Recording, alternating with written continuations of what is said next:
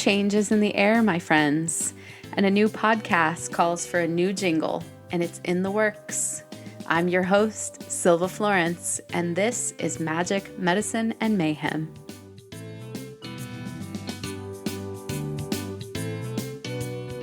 Once upon a time, there was a lake. It was a decent-sized lake, whose tranquil waters reflected the equally calm blue skies above. Sometimes, when the angle of the sun was just so, the proud remains of a crumbling castle rippled across its surface, and this was the lake's favorite time of day. The edges of this lake melted into the surrounding earth, fading from the deeper waters to the shallower areas where it came to rest in the muddy embrace of a marsh. Here, tall stalks with bushy tail-like fronds known as cattails often swayed gently in the ever-present breeze, as if dancing with some unseen spirit.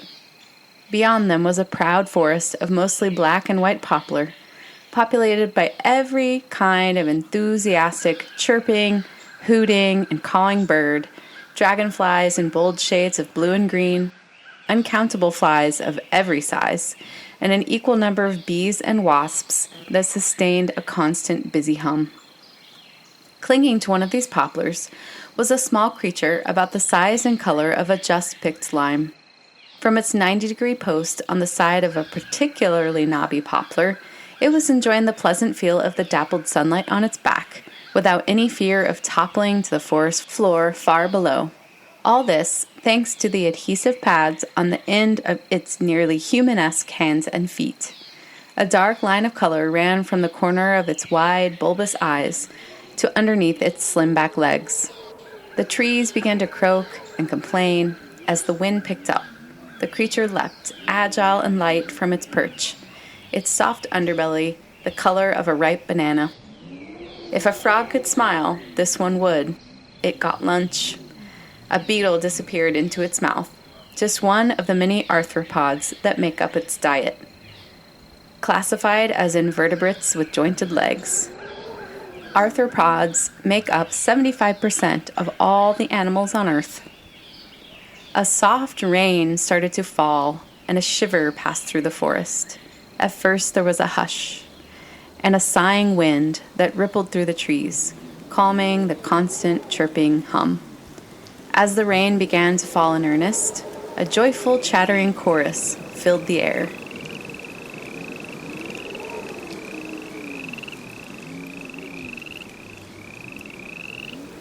It is because of this tendency to sing in the rain that the Italian tree frog, la raganella italiana, or Hyla intermedia, is also known in some places as the rain frog.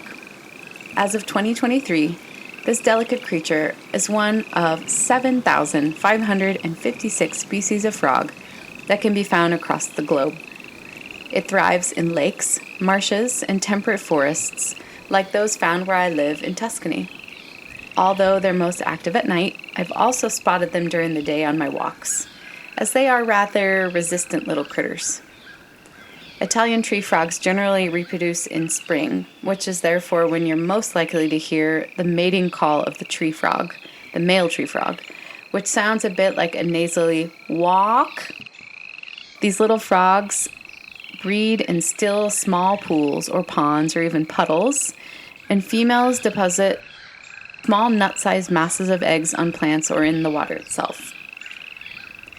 Now, last week on the podcast, I mentioned that the frog has become something of a mascot for the LGBTQIA+ community, even though, scientifically speaking, only 2 species of frogs have been recorded as displaying homosexual behavior. So, why frogs then? Well, thanks to the internet and the weird places that it sometimes takes us. And, I guess, thanks to Alex Jones, a conspiracy theorist who claimed that chemicals in the water were, quote, turning frogs gay.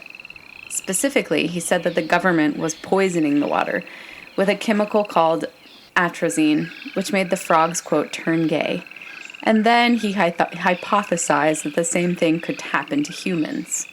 Jones based his claims on a scientific study by Hayes et al. In 2010 titled, "Atrazine Induces Complete Feminization and Chemical Castration in Male African Clawed Frogs." It is worth noting that the study does not examine or discuss frogs as being homosexual.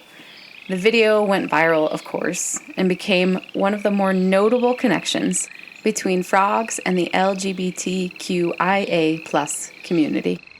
The chemicals Jones was referring to were pesticides and herbicides made with synthetic estrogens that cause male frogs to morph into female frogs. Interestingly, further research has suggested that this is a natural phenomenon in the species itself. However, this transformational, almost magical power had appealed to the trans community. This too may have spurred not only much of the interest in these amphibians, but also purchases and adoptions of these animals as pets. Just a note that, thankfully, Jones's video has since been removed from YouTube. His channel was also terminated in 2018 because of the hate speech it contained against ethnic and sexual minorities. Then there was a children's book series that became quite famous called Frog and Toad. The author and illustrator, a man named Arnold Lobel, confirmed that the story was an explanation of gay relationships at that moment in time. Pinned between the years of 1970 and 1979, these endearing stories follow a frog and a toad who, despite being quite different in their personalities, managed to maintain a profound friendship. Slate magazine writes, "It's the tenderness of this relationship, more than any of the pair's specific narratives, which find quiet drama in losing a button or making a list or going for a swim, that holds the reader's sympathies. But Frog and Toad's love for each other becomes all the more affecting when you discover that Lobel was gay." Sadly, Lobel died in 1987 at the tender age of 54, an early victim of the AIDS crisis. Yet, even though he passed decades ago, the stories once again stand as a strong validation of gay identity, thanks to the little old frog, and maybe even a bigoted conspiracy theorist named Alex Jones. Isn't it interesting, however, how the LGBTQIA+ community transformed Jones's nutty rantings into a soothing and supportive mascot? To me, the key word here is transformed. This incredible, even overlooked animal is in fact a magician of transition, a witch even. Frogs and toads were often linked to these magic makers as well, called the bearers of evil and the familiars of witches. For example, in the Annals of the Witch Trials at St.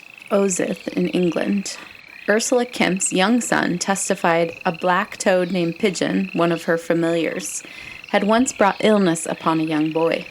Pliny the Elder, Roman savant and author of the celebrated Encyclopedic Natural History, bestowed many a strange power upon both toads and frogs. For example, a frog's presence will silence a room full of people. A small bone from a toad's right side will keep water from boiling, and a bone from its left side will repel dog attacks. In other cultures, these amphibians take on a more benevolent and even crucial role. Many a Chinese legend tells of a frog trickster or magician and bearer of the world's most important secrets, such as immortality. Olmec tribes, members of the first major civilization of Mexico, from the 1200 to 500 BCE timeframe, believed in a toad god of rebirth. In consuming its own skin, they believed the toad god was reborn in a cycle of life and death and rebirth, like people and like the natural world itself. In working with my clients, an animal often shows up to help, and when we get to talking, that animal usually has traits or strengths that can help the person in that particular moment of their life. So when I tell them to call upon that animal, what I'm really saying is learn from them. If it doesn't feel too silly, talk to them, write to them, ask them how to get through whatever it is that you're struggling with. and then be open to receiving the answers however they come. In the case of the frog, then, if you are going through a change or a major transformation, or you'd like to, you too can call upon the frog. Ask yourself what your major transformations have looked like up until now. How do you handle transition and change? How would you like to? How are you being asked to evolve? Then look to the frog and see what you can learn from the way that it transforms.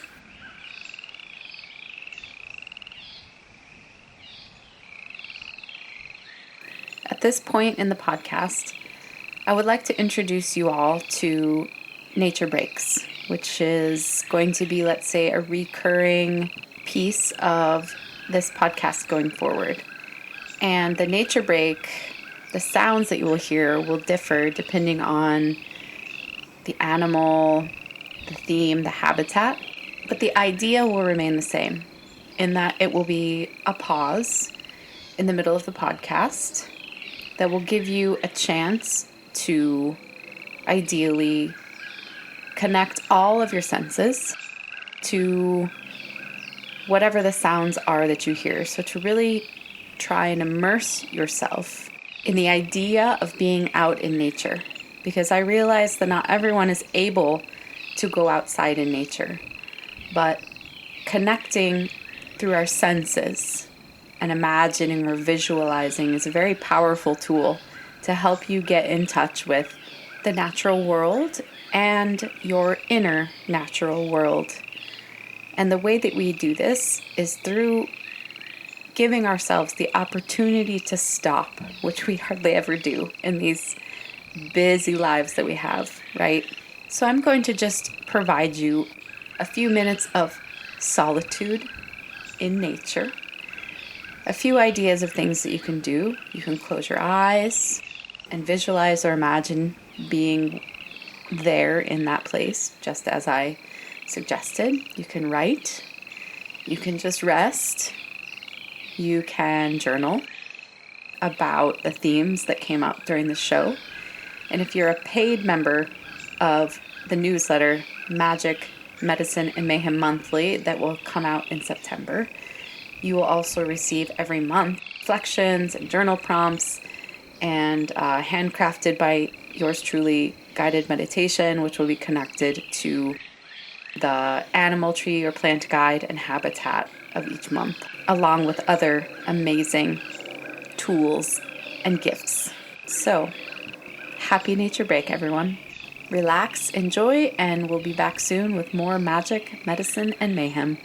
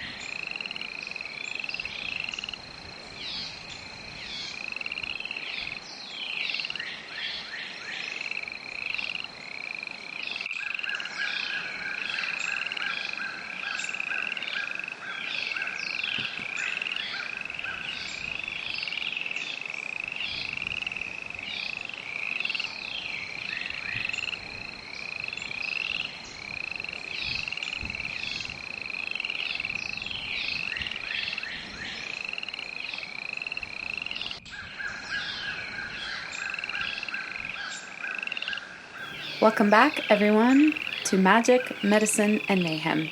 And this week, of course, we're talking about, and learning from the Italian tree frog, and just frogs in general.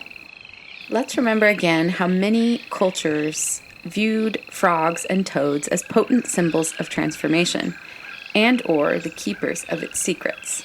A frog, also the Italian tree frog, undergoes one major transformation in its life.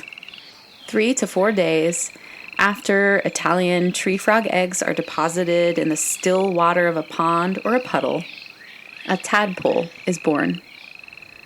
Over about 7 weeks, a tadpole will then transform into an Italian tree frog, from a creature that for all intents and purposes is more fish than anything else, to an animal with legs that walks on land and hangs on trees. The lifespans of frogs are greatly variable and even widely unknown, but some have been recorded to have lived up to 20 or 30 years. But each and every one, incredibly, spends the first part of its life living and breathing in the water, and the rest living and breathing on land. What a beautiful example of potential, possibility, change, and evolution.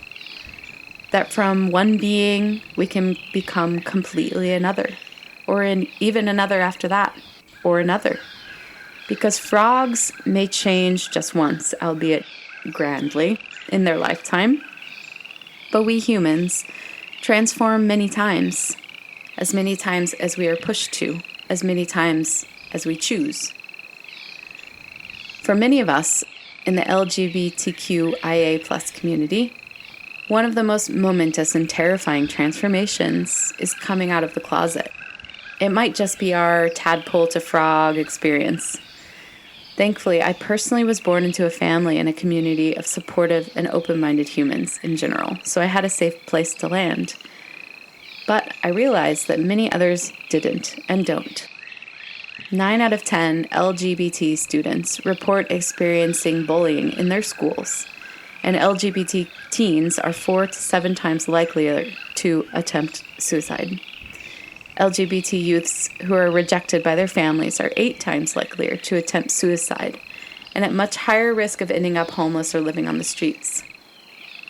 I want to take a moment to recognize those who have come before me, whose struggles made it possible for me to be a proud part of this rainbow family. And to those who are still struggling now, I see you. I love you. Just remember, it's always darkest before dawn. It's probably pretty dark inside a pond full of tadpoles, too. To quote Dan Savage, one of my favorite gay humans and activists, and the creator of the It Gets Better project. You know, one of the goals of the project is to let these kids know that the lies they've been told about what it means to be a gay adult are just that, lies. We want to let these kids know that joy and happiness is in their futures too, if they can hang on. Whether you're coming out of the closet or whether you're taking other steps to be more authentic, this takes great courage.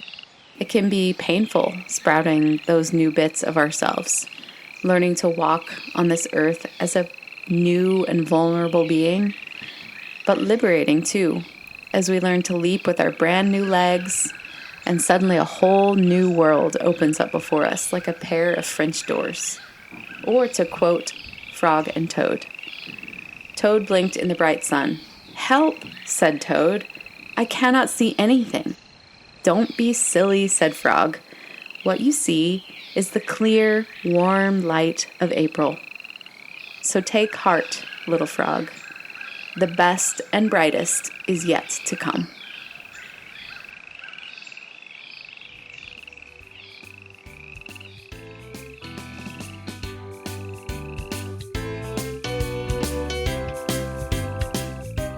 Thanks for listening to Magic, Medicine, and Mayhem.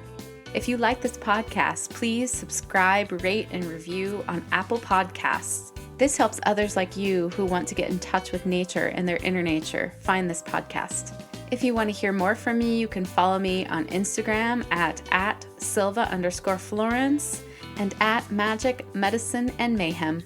To receive podcasts, reminders, updates, announcements, freebies, and more, you can go to www.sylvaflorence.com and sign up for the free Crescent newsletter. Until next time.